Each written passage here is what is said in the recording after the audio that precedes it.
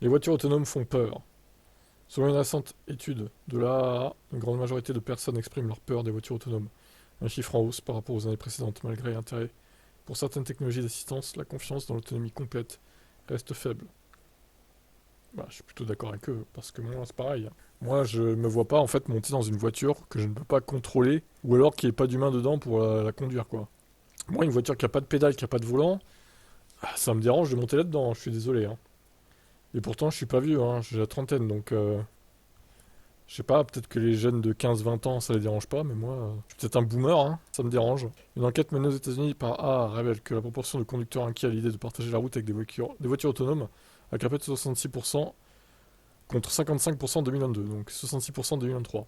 Ce bond reflète une méfiance accrue, malgré les progrès technologiques dans le domaine. Parallèlement, seuls 9% des sondés font confiance à ce type de véhicule. Un chiffre stable par rapport à l'année précédente, mais en baisse comparé à 2022. Ah oui, non, alors, c'est 66 en 2024, et c'était 68 qui était effrayé en 2023. Donc ça rebaisse un peu en 2024 du coup. Mais on a la part du pas trop sûr, moyen quoi, a augmenté de 2% également. C'est marrant parce que plus les années passent, plus les gens sont effrayés en fait.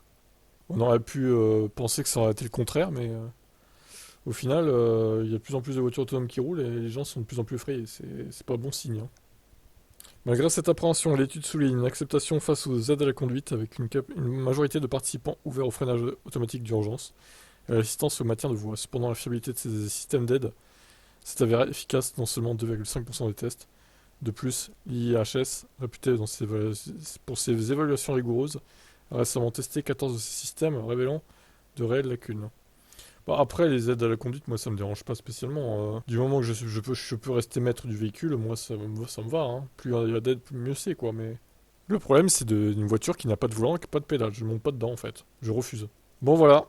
On verra dans les années qui viennent si ces chiffres diminuent ou réaugmentent encore. Et vous, alors, vous êtes dans le rouge plutôt ou plutôt bleu marine ou bleu clair? Je vous laisse commenter.